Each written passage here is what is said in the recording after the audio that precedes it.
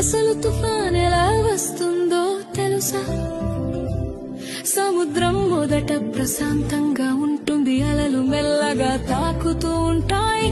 కానీ సూర్యుడు బాగా వేడెక్కితే సముద్రపు నీరు కూడా వేడిగా మారుతుంది. ఆ వేడి నీటి మీద ఉన్న గాలి కూడా వేడి అవుతుంది. పైకి ఎగురుతుంది, గాలి పైకి ఎగినప్పుడు కింద ఖాళీ అవుతుంది. అప్పుడు చుట్టుపక్కల చల్లని గాలి ఖాళీ నింపడానికి వస్తుంది. ఇలా గాలి ఎగరడం దిగడం మొదలవుతుంది. అలా తిరుగుతూ తిరుగుతూ ఒక పెద్ద చక్రంలా మారుతుంది. మొదట్లో అది